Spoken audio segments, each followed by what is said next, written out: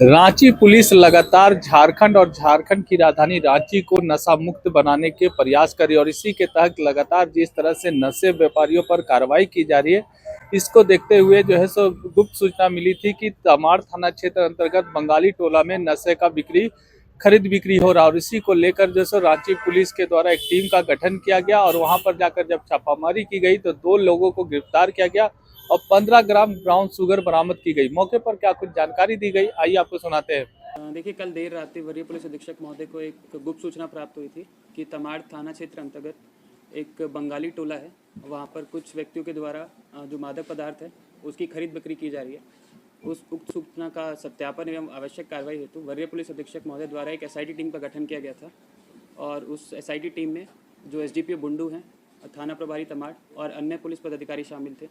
जब वह टीम बंगाली टोला के पास में पहुंची तो वहां पे सत्यापन एवं आवश्यक कार्रवाई के बाद एक व्यक्ति का नाम सामने आया, जिस व्यक्ति का नाम था राजा शिव दत्ता। तो उस घर के पास जैसे ही पुलिस हमारी टीम पहुंची तो वहां पर एक व्यक्ति जो कि पुलिस को देखते ही वहां से भागने का प्रयास किया गया और जो हमारी पुलिस टीम थी उसको पकड़ा गया, उसका पीछा करते हुए, और उस व्यक्ति के द्वारा अपना नाम आशिफ खान बताया गया। उसकी फिर जब हम लोगों ने पूछताछ की और पूछताछ के बाद उसकी जो पर्सनल सर्च रहता है धारा 50 NDPS एक्ट के तहत उसका पर्सनल सर्च किया गया तो उसके पास से 3 ग्राम ब्राउन शुगर मिला। उसके बाद उससे जब पूछताछ की गई थी कि यह ब्राउन शुगर उसने कहाँ से ख़रीदा है तो उसके द्वारा बताया गया कि यह ब्राउन शुगर उसके द्वारा राजा शिव दत्ता के घर से ख़रीदा गया है। उसके बाद हमारी टीम वहाँ पर गई और उसके घर को भी हम लोगों ने प्रॉपर्ली सर्च किया। प्रॉपर्ली सर्च करने के बाद हमें वहाँ पे तकरीबन 12 ग्राम ब्राउन शुगर और मिला है। टोटल जो हम लोग को उसमें ब्राउन शुगर मिला वो 15 ग्राम के आसपास है। इसके साथ साथ एक वेइंग मशीन जो होती हैं जो कि तोलने के लिए काम आती हैं, 2 ऐसी वेइंग मशीन्स मिली हैं। साथ ही साथ कैश मिला है 1,70,000 रुपीज़, जो कि उससे पूछा गया जो अभियुक्त हैं राजा शिव दत्ता, तो उनके द्वारा बताया गया कि यह जो माल है, ये जो कैश है, ये इनके द्वारा मादक पदार्थ को बेचने के उपरांत ही इन्होंने बनाया है।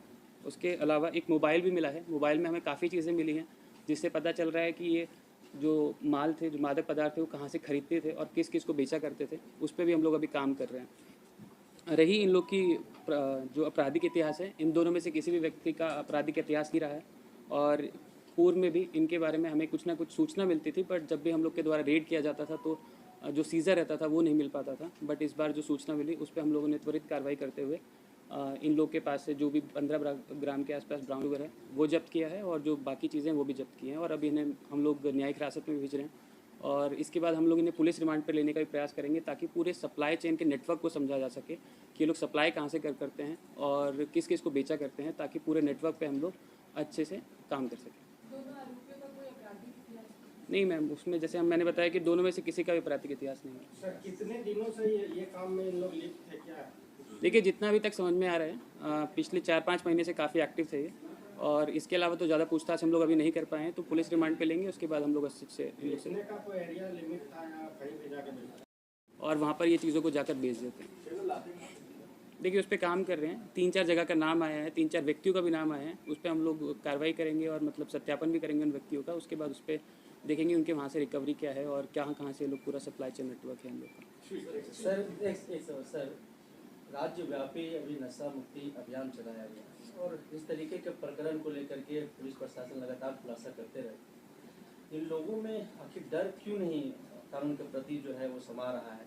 किसका संरक्षण प्राप्त है? क्या पुलिस इस तय तक जा पाई है कि कौन है इसके पीछे का, जो इतना जागरूकता अभियान चलाने के बाद, इतनी गिरफ्तारी के बाद भी उनके अंदर जो है ना कानून का भय है, ना न्यायपालिका का? देखिए, आपको जैसे बताते चलें कि जो पूरा एक जागरूकता अभियान चलाया गया था, तकरीबन 15-20 दिन हम लोग थे। हम लोग जितने भी स्कूल थे, कॉलेजेस थे, एजुकेशनल इंस्टीट्यूशंस थे, हम लोग वहाँ पे गए, लोगों को जागरूक किया। उसके बाद ही आप देखिएगा कि तो हमारे पास में जो इन्फॉर्मेशन आना स्टार्ट हुआ है लोगों की तरफ से, तकरीबन 20 या 25 केसेस के आसपास हम लोग ने रांची जिला में रजिस्टर किए हैं पिछले 1 महीना के अंतर्गत। तो लोग इसमें मिल के काम कर रहे हैं। जो रांची की जनता है वो हमें पूरा सहयोग कर रही है ऐसे लोगों के खिलाफ कार्रवाई करने के लिए। और रही जो आपने कहा कि इनमें डर नहीं है, तो डर भी इन लोग के अंदर आ जाएगा। हम लोग की जिस तरह की कार्रवाई चल रही है, पूरे नेटवर्क को हम लोग ध्वस्त करेंगे इसमें। ठीक है।